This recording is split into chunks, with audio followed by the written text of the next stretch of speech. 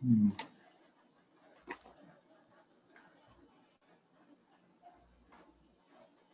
अस्सलाम वालेकुम। वालेकुम अस्सलाम रहमतुल्लाह।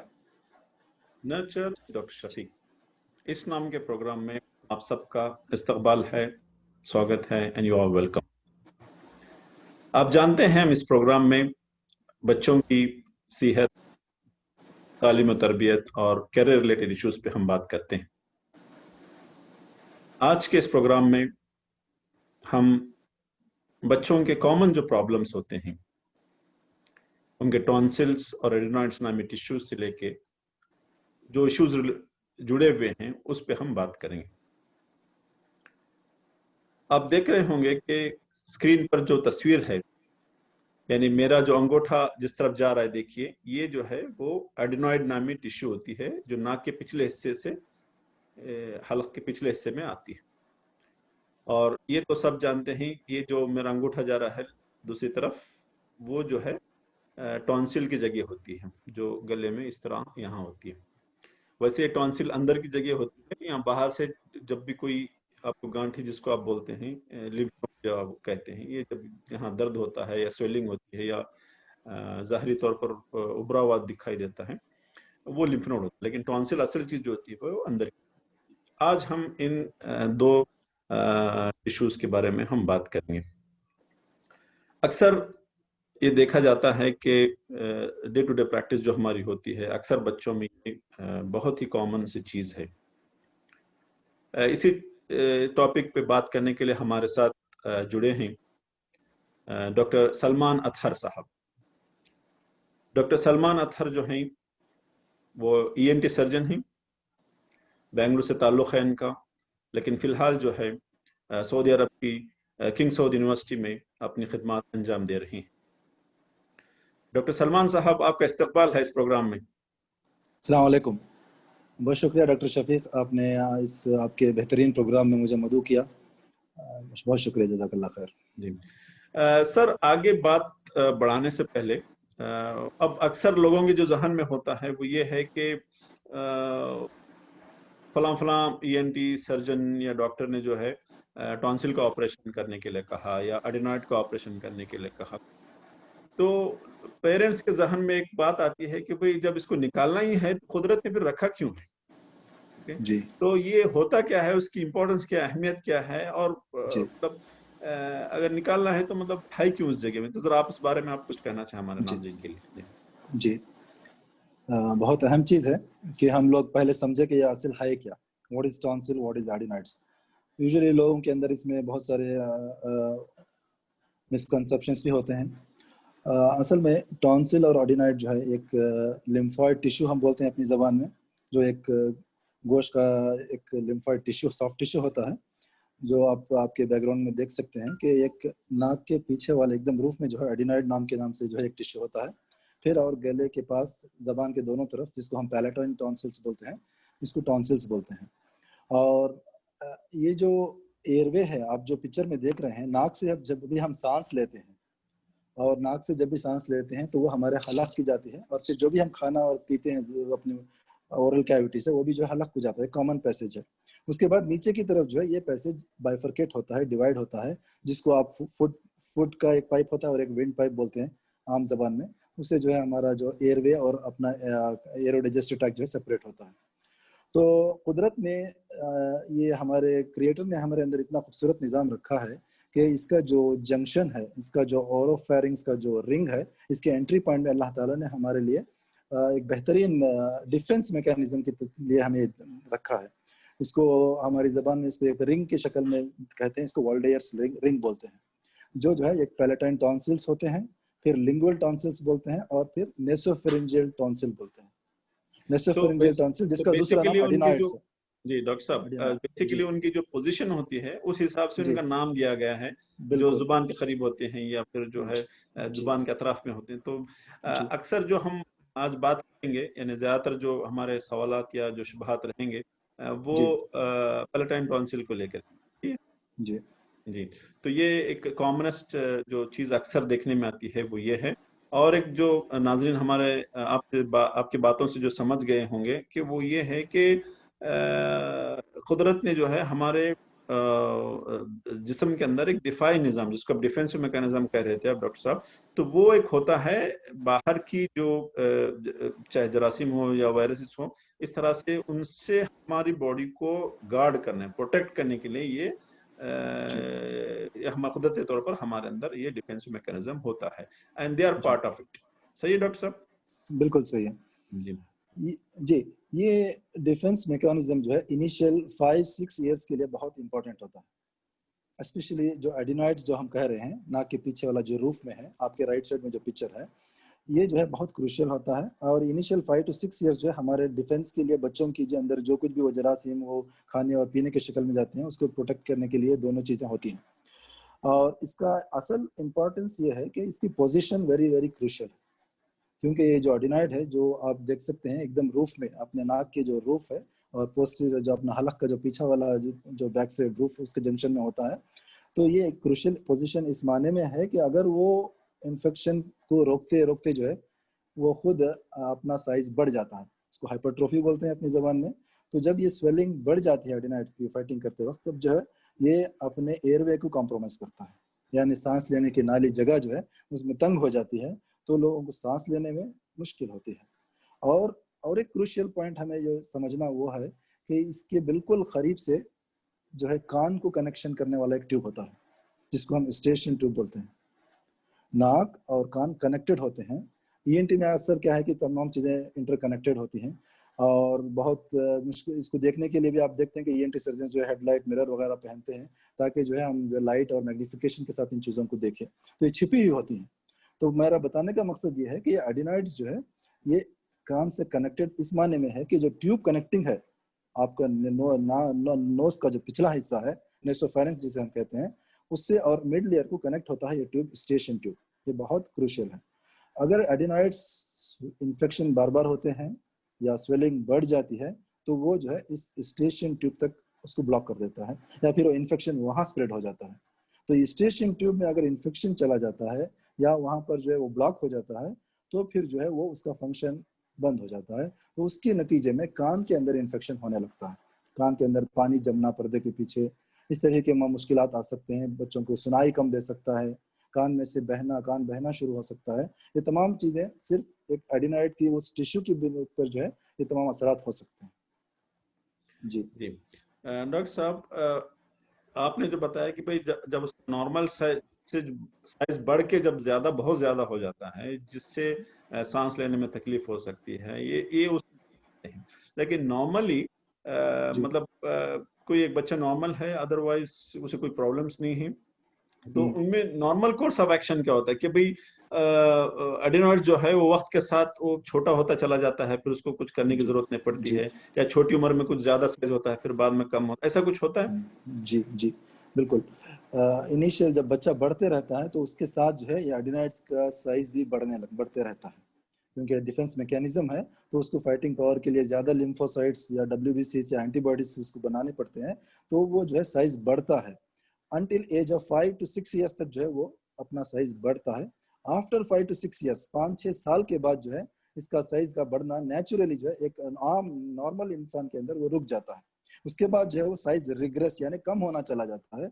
और जब तक वो प्यूबर्टी 13-14 साल के बाद जो है मैक्सिमम 18 ईयर्स के बाद जो है वो एकदम श्रिंक होके ऑलमोस्ट जो है वो उसकी जो है वजूद बाकी नहीं रहती है, तो बहुत कम उसका साइज डिक्रीज होता चला जाता है। ये एडिनॉइड के सिलसिले में है। टॉन्सिल का मामला ऐसा है कि वो भी जो है इनिशियल बच्चों में होता है, लेकिन उसका साइज 5 साल के बाद से जो है वो साइज बढ़ने लगता है, और अनटिल प्यूबर्टी, अनटिल जो है मैच्योर होने तक 13-14-15 साल तक जो है टॉन्सिल्स का साइज बढ़ता रहता है। उसके बाद जो है वो साइज स्टेबलाइज हो जाता है, और डिपेंडिंग ऑन उनके जो इन्फेक्शंस का फ्रीक्वेंसी क्या है, ये सब तमाम चीजें दूसरे फैक्टर्स होते हैं जो उसके साइज और उसके वल्नरेबिलिटी को जो है वो डिफाइन करेंगे। डॉक्टर साहब, अक्सर पेरेंट्स को ये मतलब मैंने उनका एक्सपीरियंस तजुर्बा ये बताता है कि जब भी वो डॉक्टर के पास जाते हैं तो वो कहते हैं कि डॉक्टर जो है उन्होंने कहा कि टॉन्सिल में इन्फेक्शन है या इस तरह से जो है ना, तो ये बार बार इन्फेक्शन वहीं पर क्यों होता है? जी, क्योंकि ये एक हमारा कॉमन एयरवे है। हम जो कुछ भी खाते हैं, बच्चा पीता है या सांस लेता है, ये नेसल पैसेज है या फिर ओरल पैसेज है। तो यहाँ से हमें जो है तमाम एनवायरनमेंट की तमाम चीज़ें हमारे जिस्म में दाखिल होने का मेन एंट्री पॉइंट है। तो यहाँ से अगर आप खाने पीने में कोई आपकी क्वालिटी में कोई कमी या कुछ हो जाए, ठंडा पानी या उसमें जो है वो हाइजीनिक ना हो, उससे जो है बार बार फ्रीक्वेंट इन्फेक्शंस हो सकती हैं, एक चीज़। दूसरा, अगर फिजा में अगर मौसम और वायरसेस फिजा में फैले हैं, या हम देखते हैं कि सीजनल अटैक्स होते हैं, जैसे वो फ्लू का सीजन होता है, सर्दी और बारिश के सीजन या दूसरे ऐसे सीजन, उसमें जो है वायरस जब बढ़ते हैं तो उस वक्त जो है उनका इन्फेक्शन भी बढ़ता है। तो सीजनल वेरिएशंस होते हैं मौसम के हिसाब से, और फिर खुद उनकी जो खाने और पीने और रहने और दूसरी चीजें जो है हाइजीन है, उसके ऊपर भी काफी चीजें डिपेंड होती हैं। जी डॉक्टर साहब, अक्सर पेरेंट जो है जब भी अपने डॉक्टर के पास जाते हैं तो वो उनको कहते हैं कि भाई इनके टॉन्सिल में इन्फेक्शन है, गले में इन्फेक्शन है, तो एंटीबायोटिक ले लो। तो हर बार जब इस तरह से हो जाता है या 2-4 मरतबा होता है तो पेरेंट्स को भी लगता है कि भाई ये जो है, जैसे ही बच्चे गले में दर्द की शिकायत किया तो उनको लगा कि भाई ये हो सकता है टॉन्सिल इन्फेक्शन होगा, फिर वो सेल्फ ट्रीट करने लगते हैं कुछ एंटीबायोटिक्स ओवर द काउंटर लेके। तो ये कहाँ तक सही है, और मतलब इस बारे में आप कुछ कहना चाहेंगे? देखिए, गले में दर्द होना कई सारे वजूहत हो सकते हैं। कॉमनेस्ट जो है टॉन्सिल है डेफिनेटली, मगर सिर्फ गले में दर्द है या बॉडी पेन बुखार है तो उसका मतलब ये नहीं कि उनको टॉन्सिल इन्फेक्शन हो गया है। उसके लिए कंफर्म करना पड़ेगा, एक ईएनटी या कोई भी डॉक्टर से आप जाके बताएं, क्योंकि आसानी से जो है टॉन्सिल दिख जाते हैं। तो थोड़ा सा टंग डिप्रेस करें और हम टॉन्सिल्स को देख लें, तो उससे जो है बात क्लियर हो जाता है कि टॉन्सिल्स इन्फेक्टेड है या नहीं। इसको डायग्नोसिस पहले कंफर्म करना पड़ेगा कि ये रियली टॉन्सिल इन्फेक्शन है या फिर कोई और फेरिंग्स का इन्फेक्शन है या कोई ओरल कोई और दूसरे भी इन्फेक्शन हो सकते हैं। तो एक बार जो है फर्स्ट स्टेप जो है हमें डायग्नोसिस को कंफर्म करना है डॉक्टर्स की सलाह के बाद। अगर कंफर्म हो जाता है कि ये टॉन्सिल का इन्फेक्शन है, तो फिर जो है आपके पीडियाट्रिशियन, आपके जनरल फिजिशियन या आपके ईएनटी फिजिशियन जो है आपको मेडिसिन और दवाई देते हैं। अगर वो वाकई सीरियस इन्फेक्शन है तो उसके हिसाब से इलाज करते हैं। इन्फेक्शन भी जो है कई तरह के होते हैं। एक वायरस से भी इन्फेक्शन होता है, जैसे मैंने कहा सीजनल अटैक्स होते हैं, या फिर बैक्टीरियल इन्फेक्शन होता है। तो ये कॉमन चीज़ें हैं कि वायरल अगर इन्फेक्शन है तो ये मैक्सिमम 5-7 डेज में जो है वो इम्यूनिटी के हिसाब से जो है वो आता है और चला भी जाता है। इसीलिए वो मशहूर जोक भी कहते हैं ना कि अगर आप फ्लू या थ्रोट इन्फेक्शन हुआ है तो आप एंटीबायोटिक खाएंगे तो आपका इन्फेक्शन 7 डेज में कम हो जाएगा, अगर आप नहीं खाएंगे तो 1 हफ्ते में कम हो जाएगा। तो ऐसा है। तो उसको कंफर्म कर ले कि डायग्नोसिस, फिर उसके बाद उसका इलाज उसके हिसाब से चलेगा। जी, तो बेसिकली आपका कहना यह है कि हमारी जो ओरल कैविटी होती है या फिर हमारा मुंह होता है, माउथ जो होता है, उस जी वो एक कमरे की तरह है, उसमें काफी चीजें रखी हुई होती हैं। उसमें जुबान है, दांत है, फिर वो जी पीछे जो टॉन्सिल के एरिया के पीछे का हिस्सा जो होता है जिसको हम फेरिंग्स कह रहे हैं तब से, या फिर टॉन्सिल इटसेल्फ, जो ये काफी चीजें होती हैं वहां पर। तो जी जरूरी नहीं हर गले में जो दर्द हो टॉन्सिल का ही हो। तो जी एग्जामिनेशन जो है वो बहुत जरूरी होती है। आप बिल्कुल। अपने जो भी फैमिली डॉक्टर है, पीडियाट्रिशियन है, जो भी है उनके पास चले जाएंगे तो वो जी एग्जामिन करके exact site of infection and जी possibility of whether it is viral या बैक्टीरियल, वो जरा जी देख के वो डॉक्टर बता सकते हैं। 100% बिल्कुल। तो मुश्किल है, लेकिन कम से कम वो थोड़ा बहुत उनको अंदाजा हो जाता है, उनकी जो ट्रेनिंग जी होती है उस बेस पे। तो कि भाई जी कि ये पोटेंशियली बैक्टीरियल हो सकता है, इसके लिए एंटीबायोटिक मुनासिब रहेगा, या फिर जी मोस्टली वायरल लग रहा है, थोड़ा आप वेट करके 2-4 दिन देख सकते हैं। तो ये एग्जामिनेशन के बाद ही पता चलता है। तो जी सेल्फ मेडिकेट करना जो है वो थोड़ा डिस्करेज करना जरूरी होता है। जी चलिए आगे बढ़ते हैं। डॉक्टर साहब, अभी टॉन्सिल का तो समझ में आया कि भाई जब गले में दर्द होता है या फिर उसमें इन्फेक्शन होता है तो थोड़ा बड़ा हो जाता है। जी और ये जब बार बार इस तरह से इन्फेक्शन होता है, जी उससे भी उनमें उनके नॉर्मल जो साइज होता है वो जरा जिसको आप कह रहे थे हाइपरट्रोफी, तो बार जी बार इन्फेक्शन से भी हो सकता है, या बगैर इन्फेक्शन के भी हाइपरट्रोफी हो सकती है, यानी उसका जो साइज होता है वो नॉर्मल से बड़ा होकर रहता है हमेशा? जी एक तो डेफिनेटली बार बार अगर इन्फेक्शन हो रहा है तो उससे साइज हाइपरट्रोफी डेफिनेटली होता है। और कभी कभी क्या होता है कि इतना ज्यादा फ्रीक्वेंट इन्फेक्शन क्रॉनिक होने के बाद टॉन्सिल्स का साइज श्रिंक हो जाता है। इन्फेक्शन फ्रीक्वेंट होते हैं लेकिन टॉन्सिल्स का साइज बड़ा नजर नहीं आता है इन्फेक्शन होने के बावजूद भी। जी। तो ये दोनों पॉसिबिलिटीज हैं, इन्फेक्शन से साइज बढ़ भी सकता है या फिर नॉर्मल या कम भी हो सकता है, जिसको हम अपने मेडिकल जबान में जो है उसको मुख्तलिफ अंदाज से जो है उसको हम कहते हैं कि एक्सीडेटिव टॉन्सिलिटिस और मुख्तलिफ जो है क्रॉनिक फाइब्रोस टॉन्सिल्स कहते हैं हम लोग, तो यानी जी वो बहुत छोटे नजर आते हैं। बगैर इन्फेक्शन के भी जो है कभी कभी नॉर्मली जो है इंसान की जो उनकी बॉडी बिल्डअप होती है उनकी इम्यून के हिसाब से भी जो है विदाउट इन्फेक्शन भी टॉन्सिल्स के साइज हम देखते हैं कि बड़े होते हैं। तो इवन विदाउट इन्फेक्शन भी टॉन्सिल्स के साइज बढ़ सकते हैं, इम्कानात है। जी जी। डॉक्टर साहब, ये तो टॉन्सिल के बड़े होने का रीजन हमें, अब जो एडेनॉइड का है वो जी जैसा आपने कहा कि भाई छोटी उम्र में थोड़ा बड़ा होता है, फिर बच्चे के जी साथ साथ भी वो थोड़ा बड़ा होते जाता है, फिर देन वो अपने रिग्रेशन में चला जाता है, ये नॉर्मल प्रोसेस होता है। जी लेकिन चूंकि एडेनॉइड का जो ताल्लुक है वो हमारी जो सांस लेने की नाली है उसको जी ब्लॉक करने के चांसेस ज्यादा रहते हैं।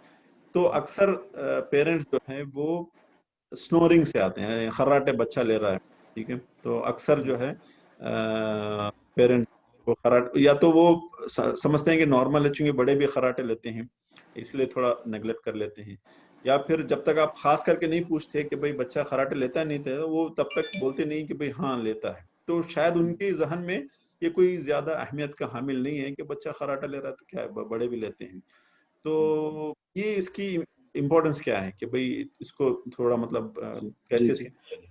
ये इसको समझना बहुत ज़रूरी है, इंपॉर्टेंट सवाल है, क्योंकि ये एडिनॉइड जो है एक तो चीज़ जो है दिखता नहीं है। इवन डॉक्टर्स को भी जो है आप नॉर्मल एग्जामिनेशन में हम उसको देख नहीं सकते हैं, उसको या मिरर या फिर एंडोस्कोप या एक्सरे या इस तरीके के अंदाज से जो है हम उसको असेस करना पड़ता है।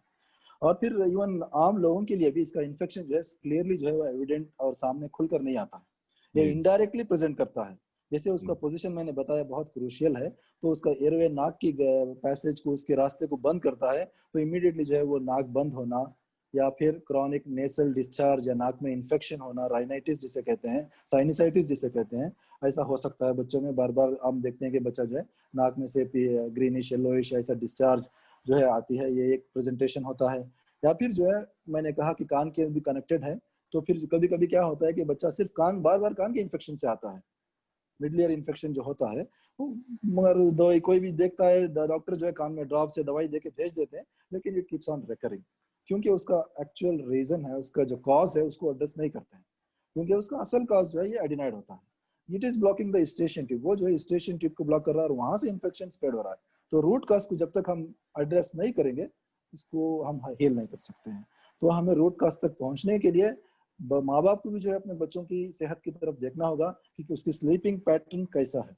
जैसे आपने कहा स्नोरिंग बहुत इंपॉर्टेंट है, it is not normal for all child to snore, unless वो बहुत उनका मोटापा है, ओबेज है, तो उससे जो है फिजियोलॉजिकल वो स्नोरिंग हो सकती है उनकी सॉफ्ट टिश्यू के वजह से। अगर नॉर्मली बच्चा स्नोर नहीं कर रहा है और थोड़े अरसे में इन्फेक्शन के बाद ज्यादा स्नोरिंग हो रही है, तो उसका मतलब डेफिनेटली जो है ये एडिनॉइड की वजह से हो रहा है। तो उसको जो है आप इन्वेस्टिगेशन डॉक्टर के पास ले जाए, वो जो है वो एक्सरे लेंगे या एंडोस्कोपी या क्लिनिकल एग्जामिनेशन से वो असेस करेंगे, फिर जो है हम उसको रूट काज तक पहुंचेंगे, फिर उसको उसके हिसाब से हम इलाज करेंगे। जी।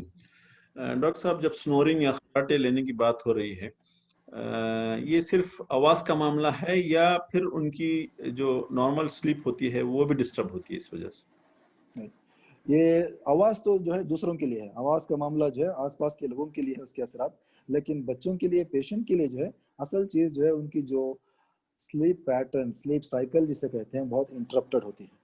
इससे जो है बार बार नींद में जो है वो माइक्रो अराउजल कहते हैं, यानी वो बेदार हो जाते हैं, सांस रुक जाती है, ऑक्सीजन नहीं पहुंचता है, तो वो उठ उठ जाते हैं, बेदार होते हैं, फिर सांस लेते हैं, मुंह खोलते हैं, फिर सोने चले जाते हैं। इस तरह के, इसको हम स्लीप एपनिया भी कहते हैं। अगर ये बहुत ज्यादा फ्रीक्वेंट एपिसोड्स हो रहे हैं तो हम इसको स्लीप एपनिया भी बोलते हैं। और ये अगर सिवियरिटी बढ़ जाती है तो इसको ऑब्स्ट्रक्टिव स्लीप एपनिया कहते हैं, यानी ये ऑब्स्ट्रक्शन हो रहा है और इस वजह से उनकी स्लीप जो है बहुत डिस्टर्ब है।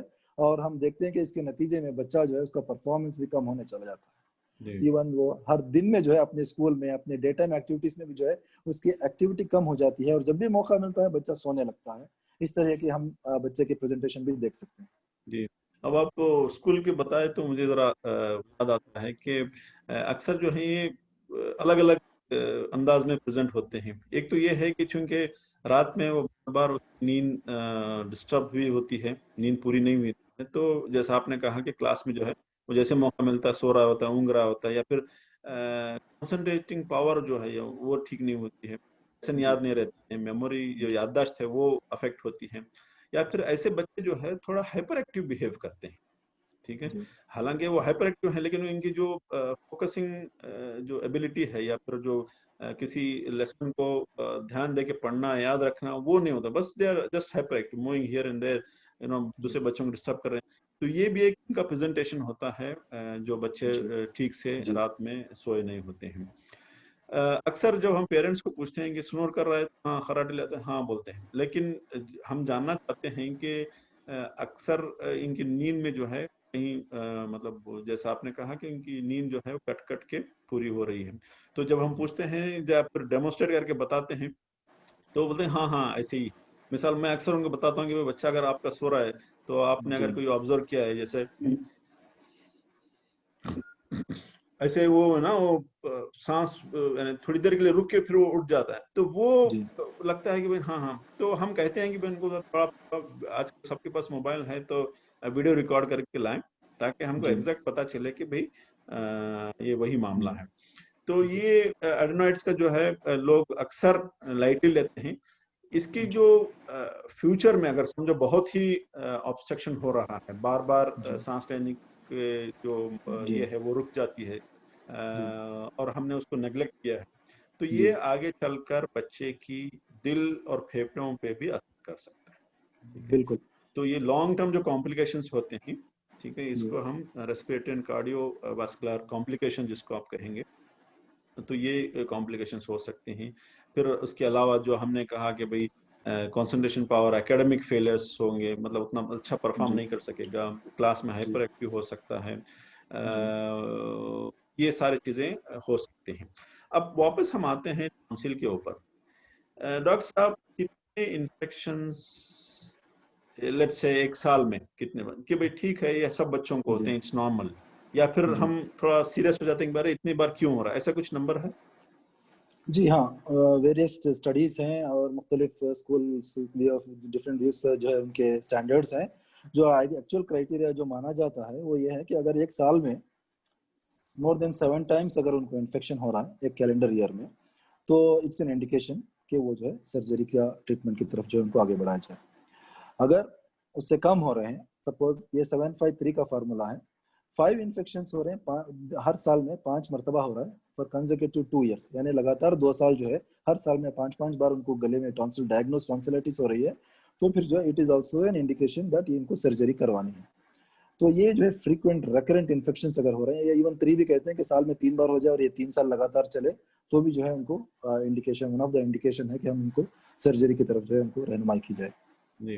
तो ये नंबर्स याद रखने से पहले जो है, एक तो पहली बात यह है कि टॉन्सिल में ही इन्फेक्शन है डायग्नोज होना है, और जो जी इन्फेक्शन जो है वो मतलब बैक्टीरियल है, और मतलब रियली सिग्निफिकेंट इन्फेक्शन है। तो जब ये जी डायग्नोस होगा तो एक नंबर काउंट किया जाएगा। इस तरह से जो डॉक्टर साहब ने बताया कि जी अगर साल में जो है 6 7 मरतबा से ज्यादा होता है, तब जो है खास करके जब उसका साइज बड़ा हो, और साथ में एडिनॉइड्स का भी ज्यादा हो रहा हो, और फिर जो है ये सारे कुल मिला के जो है बच्चे की सांस लेने में तकलीफ हो रही है, तो उससे पहले भी डॉक्टर साहब जो है वो एडवाइस करेंगे कि भाई आपको ईएनटी डॉक्टर का ओपिनियन लेना बेहतर लगता है। चलिए डॉक्टर साहब, एक तो हो गया कि भाई इन्फेक्शंस बार बार हो रहे हैं, तो फिर जो है वो एडवाइस करेंगे कि आप सर्जरी कर लें, या फिर साइज इतना बड़ा है कि वो आपस में दोनों मिल रहे हैं। अब मिसाल के तौर पर, अब ये जो तस्वीर है, दोनों के बीच में थोड़ा आप देखिए फासला है, यानी हमारे खाने के लिए या फिर सांस लेने के लिए जो है जो जगह है यहाँ पर दोनों के बीच में, तो ये जो दोनों के बीच में, लेकिन अगर वो बहुत ही बड़े हैं, दोनों के बीच में बिल्कुल जगह नहीं है, इवन खाने के लिए भी लाले पड़े हैं, तो उस वक्त भी शायद कंसिडर करते हैं आप सर्जरी के लिए? बिल्कुल बिल्कुल।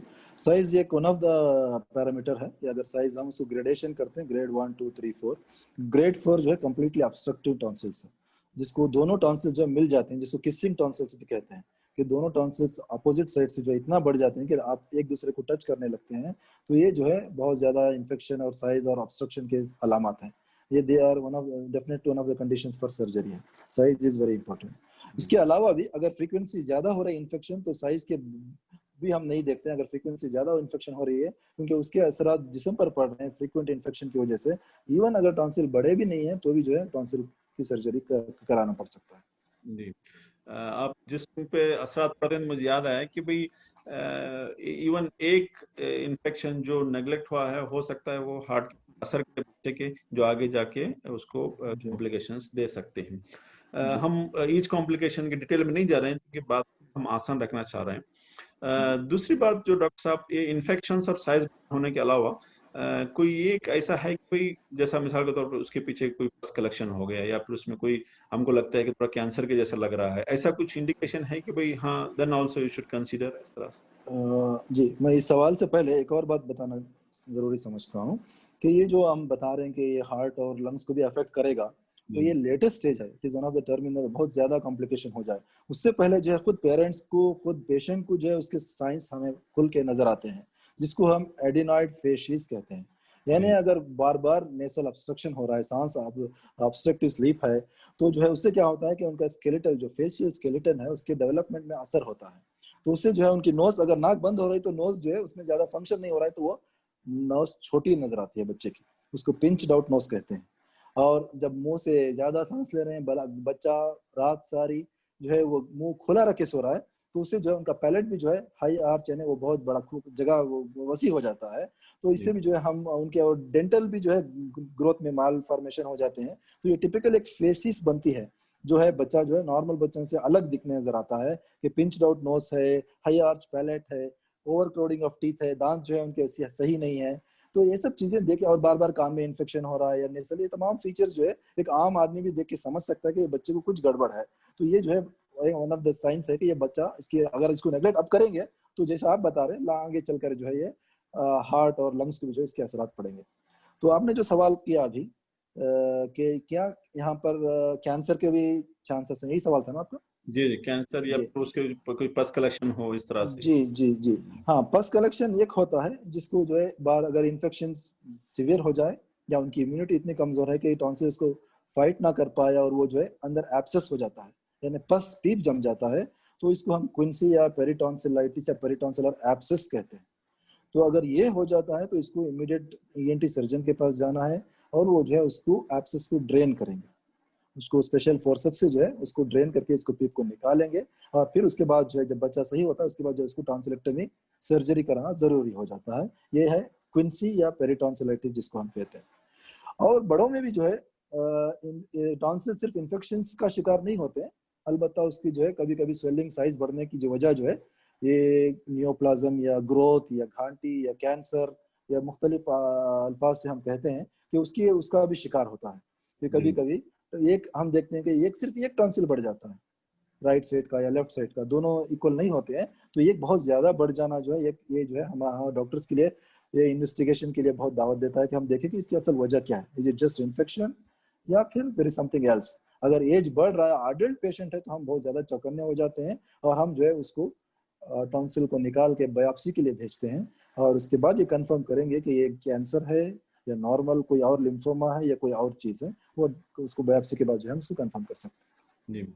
डॉक्टर साहब, जैसा हमने शुरू में कह रहे थे कि इन्फेक्शन जो है बैक्टीरियल भी हो सकता है, वायरल भी हो सकता है, तो हम नाज़रीन को यहाँ बताना चाहेंगे कि भाई अगर आपको लगता है कि हर बार जाने के बाद डॉक्टर जो है वो आपको एंटीबायोटिक दे रहे हैं, तो आप भी हो सकता है कि भाई कुछ एंटीबायोटिक के नाम याद रख लिए और हर बार आप अपने तौर से दे रहे हैं। हैं। इसमें एक प्रॉब्लम ये है कि अननेसेसरीली, यानी वायरल को भी आप एंटीबायोटिक देते हैं, तो देयर इज अ चांस कि भाई एंटीबायोटिक रेजिस्टेंस डेवलप। तो जब गैर बिल्कुल। जरूरी ओवर यूज होते हैं एंटीबायोटिक, तो वो जी। पर्टिकुलर एंटीबायोटिक को हमारी बॉडी जो है वो हमारे जो मतलब जो जरासीम हैं वो उन्हें उन पे असर नहीं होता। तो ये गैर जरूरी तौर पर ज्यादा एंटीबायोटिक यूज नहीं करने का जो मामला है वो यही है कि जो जरासीम होते हैं वो रेजिस्टेंस डेवलप कर देते हैं, यानी उनके अंदर वो मस्ती चढ़ जाती है कि भाई वो हमारे जो कॉमनली यूज एंटीबायोटिक्स हैं उनका कोई असर नहीं होता है। तो ये जरा अवॉइड करने वाली बात है। अच्छा, चलिए डॉक्टर साहब, अगर समझिए कि बार बार इन्फेक्शन हो रहा है या साइज बड़ा है, और खास करके एडिनोइड्स के साथ भी हुआ है, साइज बड़ा हुआ है, स्नोरिंग हो रही है, रात में जो है नींद वो बार बार रुक रुक के जो है कंप्लीट हो रही है, तो इस तरह के जो मामला हैं, जब डॉक्टर साहब एडवाइस किए कि भाई ठीक है सर्जरी करना है, ठीक है, जी ऐसा कोई खास एज ग्रुप होता है कि भाई हम छोटे बच्चों में नहीं करेंगे, तुम बाद में आना, ऐसा ऐसा कुछ होता है या any time they can do it? नहीं, there is no age restriction. After 2 years भी जो है हम लोग टॉन्सिलेक्टमी करते हैं।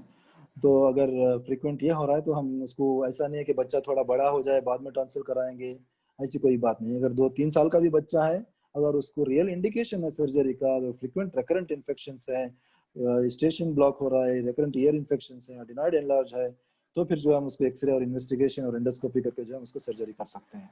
Age is not the criteria. और यूजुअली जब एडमिट करते हैं तो एक दिन में सब प्रोसीजर होकर डिस्चार्ज हो सकता है।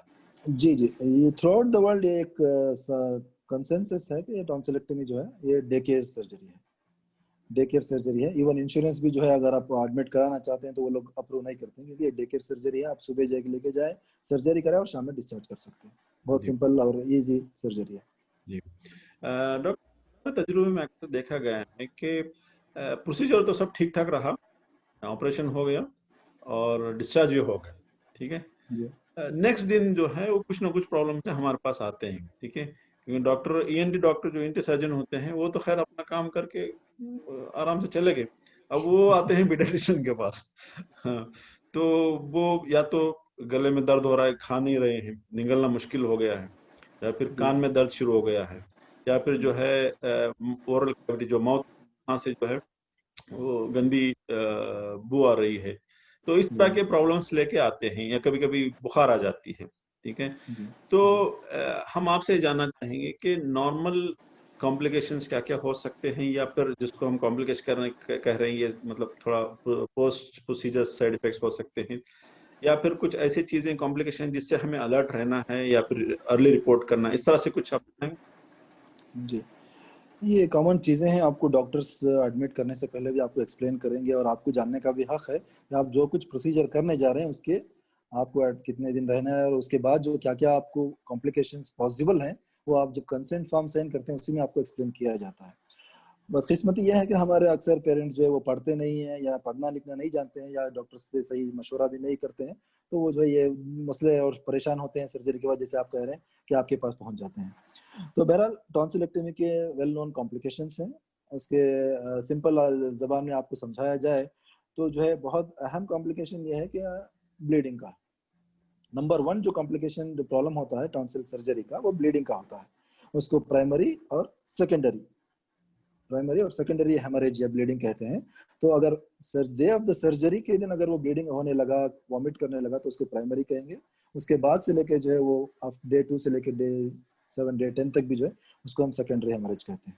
ये एक है, उसके बारे में हम और डिटेल बाद में बात करेंगे। जो आप सवाल कह रहे थे कि बच्चा जो है कभी परेशान होकर आते हैं कि दर्द ज्यादा हो गया सर्जरी कराने के बाद, और कान में दर्द हो रहा है, इस तरीके से जो है ये पॉसिबल है। This is one of the sequel है, ये कॉम्प्लिकेशन नहीं कहेंगे, it is one of the sequel है कि हम जब सर्जरी कर रहे हैं तो थोड़ा बहुत तो दर्द होगा ऑपरेशन करने के बाद जो है। इसीलिए हम एडवाइस भी करते हैं कि उस जो रॉ एरिया है टॉन्सिल निकालने के बाद, उसको हील होने में थोड़ा टाइम लगता है, और वहां पर स्लफ जमेगा, और टॉन्सिल का जो फोसा जो जगह है वहां पर व्हाइटिश आपको एरिया नजर आएगा। तो ये नॉर्मल है। अगर व्हाइटिश स्लफ है तो it is very good sign. अलबत्ता वहाँ ब्लैक है, खून जम रहा है, क्लॉट है, तो ये जो है डेंजर साइन है।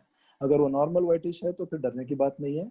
दर्द तो होता है, इसीलिए जो है post tonsillectomy strong pain killers भी आजकल स्टडीज तो बहुत ज्यादा रिकमेंड कर रही हैं कि हम जो है उनको कोडीन और पैरासिटामॉल और इवन मॉर्फिन तक की बात आती है कि post tonsillectomy analgesia is very important, वो उनको जो है दूसरे कॉम्प्लिकेशन से बचाने के लिए। तो ये जो है आप दर्द की दवाई दी जाती है। कान में दर्द इसी वजह से होता है क्योंकि टॉन्सिल की जो रग है वो और कान की रग जो है वो कनेक्शन होता है, उसको रेफर पेन बोलते हैं हम लोग। तो ये यहाँ का दर्द जो है कान में नजर होने लगता है।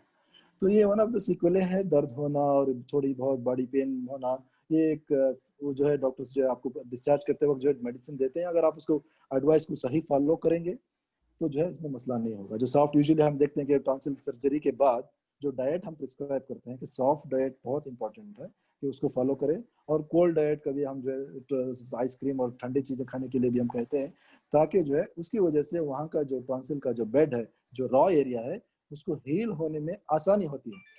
कोल्ड जब जाता है तो वैसो कंस्ट्रक्शन यानी रगें तंग होती हैं, वो इसी जो है वहां से खून नहीं बहता है, और वो जो है हील होने में आसानी होती है। तो इसीलिए आइसक्रीम और ठंडे चीजें जो है खाने के लिए कहते हैं, गर्म चीजों से अवॉइड करने के लिए कहते हैं, क्योंकि गर्म चीजें खाते हैं तो फिर वहां से खून बहने के, ब्लीडिंग होने के चांसेस ज्यादा होते हैं।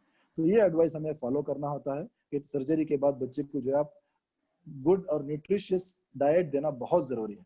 उमूमन ये बहुत हमारा कॉमन मसला है कि सर्जरी के बाद जो है बच्चे को ठीक से दर्द की वजह से वो खाता नहीं है और सही तरीके खुराक और डाइट उसको पहुंचाई नहीं जाती है, तो फिर जो बहुत वीक हो जाता है। पोस्ट टॉन्सिलेक्टमी बच्चा जो है, जो न्यूट्रिशन मिलना है उस ना मिलने की वजह से और ज्यादा तंग हो जाता है, और लोग कहते हैं कि टॉन्सिल कराने के बाद बच्चा और वीक हो गया।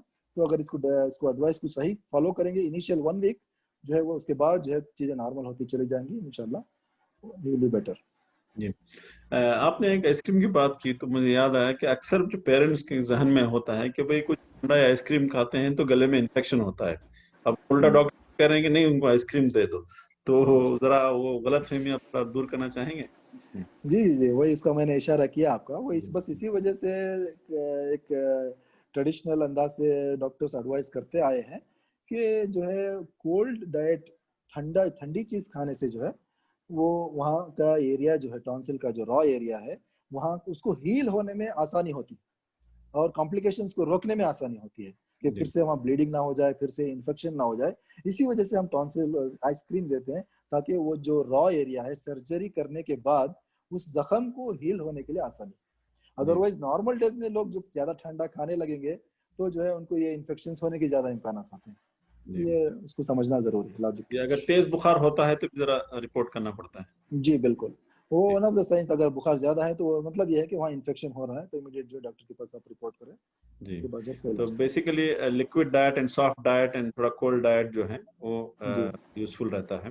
तो जी। नॉर्मली बच्चे को ठीक होने में मतलब जो गले में दर्द वगैरह होता है तो कितने दिन पेरेंट्स सब्र करना होता है उन्हें थोड़ा बहुत मतलब? पोस्ट सर्जरी 2 दिन तो बच्चा सर्जरी की दवाएं और इसकी वजह से तो दर्द उतना शदीद नहीं होता है। स्टडीज से कि आफ्टर 2 to 4 डेज का जो पीरियड है, डे 2 to डे 4 या डे 5 तक पेन बहुत ज्यादा होता है। तो आप समझे कि सर्जरी के बाद 5 दिन या मैक्सिमम 7 डेज तक ये दर्द होना लाजिम है। इसके लिए दवाई दी जाती है राउंड द क्लॉक, उनको जो है 6 आवर या एवरी 8 घंटे में जो है उनको पैरासीटामोल और दूसरी दवाई दी जाती है। तो उससे जो है वो उसको ठीक से फॉलो करेंगे तो फिर वो जो है सबसाइड, उसके बाद जो है वो पेन एकदम सबसाइड हो जाएगा और एकदम नॉर्मल की तरफ वो लोग चले जी जाएंगे। अक्सर फैमिलीज में एक जी। दूसरे को कंपेयर करते होते हैं कि हम गए थे डॉक्टर ने कहा कि भाई टॉन्सिल और एडेनोइड दोनों निकालने हैं, फिर वो फलां फलां का बच्चा गया था उनको सिर्फ इन्होंने टॉन्सिल का ऑपरेशन किया है।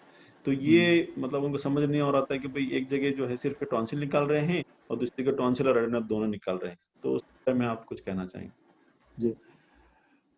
बच्चों में देखिए उमूमन इनिशियल जो 2 to 5 years का जो ग्रुप है इसमें जो है एडिनॉइड इन्फेक्शन बहुत ज्यादा हावी होता है। जी ये इस इनिशियल स्टेज में एडिनॉइड का इन्फेक्शन ज्यादा होता है और साथ साथ टॉन्सिल का भी इन्फेक्शन होता है।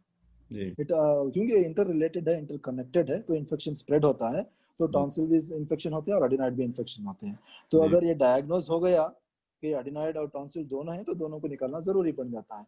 कभी कभी ऐसा महसूस होता है कि tonsil are looking healthy, normal है, इसको छेड़ने की जरूरत नहीं है, असल मसला एडिनॉइड की वजह से है। तो डॉक्टर जो है सिर्फ एडिनॉइडेक्टमी का एडवाइस करते हैं, सिर्फ उसी को निकाल देते हैं। या फिर एडिनॉइड बिल्कुल नॉर्मल है, tonsil is only the problem, तो फिर उसको निकाल देंगे और उसको छोड़ देंगे। तो ये मसला है। तो वो जी क्लियर आप डॉक्टर से पहले ही सवाल कर ले कि मेरा कंडीशन बच्चे का क्या है। डॉक्टर जो आपको समझाएंगे एक्सरे और एंडोस्कोपी के जरिए से, आप आजकल तो आसानी से जो समझा सकते हैं। तो आप उसको मुतमईन कर ले कि आप एक्चुअल प्रॉब्लम है क्या, उसके हिसाब से जो उसका इलाज किया जाएगा इंशाल्लाह। जी डॉक्टर साहब अब दो अक्सर जो सवाल हम मतलब लगते जिसको सर्जरी हुई है, ठीक है, जी तो वो जो पेरेंट्स होते हैं वो आते हैं कि भाई हमने तो टॉन्सिल का इन्फेक्शन मतलब जो टॉन्सिल का ऑपरेशन किया था, अब फिर गले में इन्फेक्शन फिर क्यों आया? एक दूसरा जो है पहले आप इसका जवाब दीजिए, मैं आपको फिर एडिनॉइड जी पिलाता हूँ। जी जी जी। टॉन्सिल्स का ऑपरेशन करने के बाद टॉन्सिलाइटिस तो नहीं होगा, ठीक है। टॉन्सिल्स ने आप उन्होंने जैसे आप बता रहे हैं, कंप्लेंट ये है कि हमने गले का दर्द मुश्किल था लेकिन ऑपरेशन करवा लिया, इसके बावजूद भी गले में इन्फेक्शन हो रहा है, फिर क्या फायदा ऑपरेशन करवाने का। इसीलिए हमने आगाज में ही बताया था कि गले के दर्द होने के, इन्फेक्शन होने के बहुत सारे वजूहत होते हैं। अगर tonsil is the source of infection, अगर हमने टॉन्सिल निकाल दिया है तो फिर वो दोबारा इन्फेक्शन नहीं होगा उमूमन। अलबत्ता अगर अगर पॉसिबल है कि उस टॉन्सिल का रेमनेंट बच जाए, टॉन्सिलेक्टमी कंप्लीट ना हुआ हो, ये थोड़ा सा हिस्सा उधर रुक कर रह गया है, तो वो जो है फिर से हाइपरट्रोफी हो सकता है, फिर से इन्फेक्शन हो सकता है, तो उस मुकाम पर दोबारा रिकरेंट इन्फेक्शन होने के चांसेस हैं। अदरवाइज जो भी टॉन्सिलेक्टमी जो हो चुका है पेशेंट, उसके बाद उसको कोई थ्रोट इन्फेक्शन आता है, तो वो टॉन्सिल की वजह से नहीं, बल्कि कोई फेरिंजाइटिस है, लैरिंजाइटिस है, कोई और दूसरी उसकी रीजन है जिसकी वजह से वो हो सकता है। जी डॉक्टर साहब, अब आते हैं एडोनाइड की जो सर्जरी होती है। जी अक्सर देखा गया है कि भाई कुछ अरसे तक के लिए तो ठीक रहते हैं वो, उनकी जो स्नोरिंग थी, जो खराटे लेने वाली बात है, ये सब कुछ सब ठीक हो गया और बच्चा जो है डूइंग फाइन। कुछ अरसे के बाद फिर से वो दोबारा वही सिम्टम्स आते हैं, तो पेरेंट्स के जहन में सवाल होता है कि हमने एडोनाइड्स का सर्जरी तो किया था, फिर वही सिम्टम्स आ रहे हैं, तो क्या ये फिर रीग्रो होता है या क्या है मतलब? जी, फिर से ये सिम्टम्स recur या वापस आने के जो है उसको दो रीजंस बड़े कह सकते हैं। एक, जैसे कि आपने कहा कि रिकरिंग एडिनाइड्स होना, कि अगर टॉन्सिल एडिनोइडेक्टमी में कंप्लीटली जो है उसको नहीं निकाला गया है, क्योंकि इट इज़ वेरी हिडन, उसको डायरेक्ट विजन में नहीं देख सकते हैं। आजकल तो इंस्ट्रूमेंट्स और हमारे पास आलात ज़्यादा हैं, तो आजकल एडिनोइडेक्टमी जो एंडोस्कोपी के जरिए से की जाती है, तो एंडोस्कोप से देखकर जो है उसकी पूरी एडिनाइड्स को निकाल दिया जाता है, तो ये मसला नहीं होता। अगर रेमनेंट बच जाता है तो फिर जो है दोबारा वो हाइपरट्रोफी होगा, वो मसला हो सकता है। ये एक रीज़न है। दूसरा रीज़न जो है, अगर हमने डायग्नोसिस के वक्त ये कंफर्म नहीं किया कि इनकी स्नोरिंग के और ऑब्स्ट्रक्शन का रीजन इज ओनली एडिनॉइड्स और is it due to any other thing else, क्योंकि एडिनॉइड्स ही एक रीजन नहीं है कि बच्चा स्नोर कर रहा है, उसके और भी रीजंस होते हैं। अगर वो बहुत मोटापा है, ओबेस है, तो उसके सॉफ्ट टिश्यू, उसका पैलेट भी जो है मोटा होता है, उस वजह से भी जो है सिर्फ आप एडिनॉइड निकाल देंगे तो फिर भी जो है उसका जो रास्ता है सांस लेने का वो तंग ही होता है, तो उसको जो है जब तक एड्रेस नहीं करेंगे उसको जो है हम उसको हील नहीं होगा। तो उसके लिए अलग सर्जरी होती है, U3P कहते हैं, यूवेलोटोफेरिंगोप्लास्टी कहते हैं, या अगर वो रियली कॉम्प्रोमाइज है तो हम उस तरीके से सर्जरी करनी पड़ेगी, या फिर ओबीज है तो फिर उसको जो है वेट रिडक्शन और मुख्तलिफ चीज़ों से जो गुजारना पड़ेगा। तो ये जो है रीज़न कॉज को हम आइडेंटिफाई कर लें, फिर जो है हम उसको समझने और उसको उसको फॉलो अप और उसको इलाज करने में भी आसानी हो। जी डॉक्टर साहब, वैसे हम डिस्कशन को थोड़ा बेसिक पे रख के आसान जुबान में समझाने की कोशिश कर रहे हैं। कुछ जी पेरेंट्स हो सकते हैं जो बड़े सिटीज में हैं या फिर बाहर देश में हैं, जी उन्हें जो है स्लीप स्टडी एडवाइस की गई हो, ठीक है। जी तो जस्ट फॉर कंप्लीशन के भाई जब इस तरह से बार बार अपनिया हो रहा है, मतलब यानी उनकी जो स्लीप में जो है उनकी ब्रीदिंग जो है वो इंटरमिटेंटली इंटरप्ट हो रही है, उस वक्त जो है वो स्लीप स्टडी जो है एडवाइस कर सकते हैं। ये कॉमन टर्म नॉर्मली जो है पॉलीसोमनोग्राफी जिसको आप कहते हैं, वो जी होती है, बाकायदा और इलेक्ट्रोड्स लगे होते हैं, जी में ईज मॉनिटर हो रहा है, आपका रेस्पिरेटरी पैटर्न जो है जी वो मॉनिटर हो रहा है। तो ओवरनाइट जो है वो चेक करते हैं, फिर आपका ऑक्सीजन सैचुरेशन कैसा हो रहा है, सारा कुछ चेक करते हैं। फिर दूसरे जी दिन जो है एनालिसिस होती है कि भाई कितने बार जो है सांस रुकी रात में और कितना जो जी है सैचुरेशन का ड्रॉप हुआ है। तो इस बेसिस पे जो है फिर वो सर्जरी के लिए डिसाइड करते हैं कि भाई whether they should go ahead with surgery. अगर जाते भी हैं तो फिर फर्दर फॉलोअप के लिए भी वो स्टडी जो है यूजफुल होती है। तो ये बस थोड़ा नाजरीन के लिए, अगर कहीं इन्होंने सुना है टर्म पॉलीसोनोग्राफी या स्लीप स्टडी वगैरह के बारे में, जी कहेंगे कि भाई डॉक्टर सलमान साहब ने तो हमें कहा नहीं इस बारे में। तो चूंकि हम बेसिक पे रख रहे थे, तो जस्ट फॉर कंप्लीशन जी से जी सही हमने सही यहाँ सही। उसको बताने की कोशिश जी की। जी जो नाजरीन देर से ज्वाइन हुए हैं, हमें बताना चाहेंगे कि भाई हम जो है बच्चों में टॉन्सिल्स राइनाइड्स के जो कॉमन इश्यूज होते हैं उस बारे में हम बात कर रहे थे। तो एक तो ये है कि बॉडी के डिफेंस मैकेनिज्म का जो एक हिस्सा है, दोनों टिश्यूज एडिनॉइड जो हम तस्वीर में आप देख सकते हैं दोनों तरफ यहाँ पर नॉर्मल जो है वो अपनी जगह अपना काम कर रहे होते हैं, ठीक है। अब चूंकि वो लाइन या फुट सोल्जर का काम कर रहे होते हैं, तो जो भी इन्फेक्शन आता है वो उनके पास ही ज्यादा जाने के चांसेस हैं, तो वो भी जो है ज्यादा इन्फेक्ट होने के चांस होते हैं। डॉक्टर साहब ने बताया कि भाई 6-7 मरतबा साल में जो है टॉन्सिल का इन्फेक्शन होना जो है एक बच्चों में आम सी बात होती है, अनलेस कोई और कॉम्प्लिकेशन हो या इससे बढ़कर ज्यादा इन्फेक्शन हो रहे हैं, तो डॉक्टर साहब जो है वो आपको एडवाइस सर्जरी का, अगर सर्जरी के लिए ले जाते हैं तो सर्जरी के बाद यानी ऑपरेशन के बाद जो कॉमन चीजें जो सिक्वेले होते हैं, कान में दर्द है, गले में जो है टॉन्सिल की जगह में एक सफेद सी जो है एक लेयर बन जाती है, या फिर कान में थोड़ा दर्द होता है, तो हल्की सी थोड़ा बुखार सी महसूस होती है, बच्चा खाता नहीं है, सर में दर्द, इस तरह की चीजें जो है कॉमन होती हैं। लेकिन अगर बहुत तेज बुखार है, या फिर जो है मुंह से जो है खून निकलता है जब, या फिर जो है वो सफेद की जगह जो स्याह या ब्लैक आपको जो लेयर बनती है इस तरह से होता है, तो आप डॉक्टर को कंसल्ट करना जरूरी होता है। इसी तरह हमने एडेनोइड की बात की कि भाई जब वो बड़ा होता है तो बच्चा खराटे लेता है, स्नोरिंग लेता है, रात में उसकी नींद जो है वो बार बार इंटरप्ट होती है, जिसकी वजह से उसकी नींद पूरी नहीं होती है, तो स्कूल में जो है उसका एकेडमिक परफॉर्मेंस सफर होता है, बच्चा हाइपर एक्टिव भी हो सकता है, या फिर वो सोमनोलेंस को बोलते हैं कि बैठे बैठे सो जाता है। इस तरह की चीजें हो सकती हैं एडेनोइड से। और फिर बहुत प्रोलॉन्ग्ड अगर हम उसको इग्नोर करते हैं तो वो हार्ट एंड लंग्स के ऊपर उसके कॉम्प्लिकेशंस हो सकते हैं। ये हमने आज बात की। डॉक्टर साहब, बिफोर वी कंक्लूड, आपके जहन में कुछ और है जो आप जी हमारे नाज़रीन को बताना चाहेंगे as sum up before we wind up? जी जी जी जी, एक चीज़ थी जो मैं हाईलाइट करना चाह रहा था, जो गुफ्तगू में नहीं आई, कि अमूमन हम लोग जो है इन्फेक्शन हो रहा है, फिर उसका ट्रीटमेंट और सर्जरी की बात कर रहे हैं। असल चीज़ जो है कि प्रिवेंटिव मेजर्स की तरफ भी हमारी नज़र होनी चाहिए, कि ये हम इसको रोक भी सकते हैं, कि हमारे हमारे लाइफस्टाइल और हमारे फूड हैबिट्स और हमारी जो हाइजीन है, उसको अगर हम सही करेंगे, तो ये बार बार एडिनाइड्स का, बार बार टॉन्सिल्स का, या थ्रोट इन्फेक्शंस का होना, इसको ये खुद हमारे हाथ में है, हम इसको कंट्रोल कर सकते हैं। तो हम जो है उसको ध्यान दें कि हम जो है बच्चे को जो है, अगर बच्चा बहुत छोटा है, फीडिंग कर रहे हैं, तो फिर जो उनका फीडिंग पैटर्न है, कि क्योंकि बहुत फीडिंग के टाइम पे जो है या बॉटल फीड हो रहा है, तो उससे ज़्यादा ज़्यादा कान में और एडेनोइड में इन्फेक्शन होने के चांसेस हैं। और बच्चा बढ़ रहा है, फिर उसकी जो फीडिंग जो है उसको हेल्दी फूड दे, और फिर ऐसी जंक और आजकल जो हम देखते हैं रेडीमेड फूड्स हैं, इसमें भी जो है बहुत ज़्यादा इन्फेक्शन होने के चांसेस हैं। और उनके जो हाइजीन है प्रॉपर, जो आप पीडियाट्रिशियंस भी एडवाइस करते हैं बच्चों को, कि उनके टीथिंग और ओरल हाइजीन मेंटेन करना, ये भी बहुत ज़रूरी है। तो ये जो है हम इसको हम ज़्यादा ध्यान दें, तो जो है हम इसको फिर इन्फेक्शंस को रोकेंगे, कि खुदा ना करे कि जो है उनको सर्जरी और इस तक भी जो है नौबत ना आए। तो इसको भी मैं एक हाईलाइट करना चाह रहा था कि प्रिवेंटिव मेजर्स भी हमें देख लेना बहुत ज़रूरी है।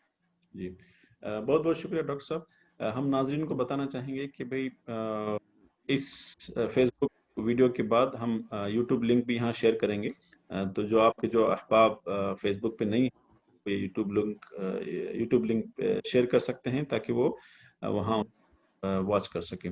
और दूसरी बात यह है कि मुस्तकबिल में जो भी इस तरह के प्रोग्राम्स होंगे, तो आप जैसे ही नोटिफिकेशन मिल जाता है कि भाई फलां फलां प्रोग्राम होने वाला है, तो आप अपने डाउट्स या सवालात जो हैं आप लिख सकते हैं, ताकि हम उनको सेशन में आंसर करने और उन्हें वो टाइम स्लॉट में एडजस्ट करने की कोशिश करेंगे, ताकि आपको ज़्यादा से ज़्यादा इसका फ़ायदा हो।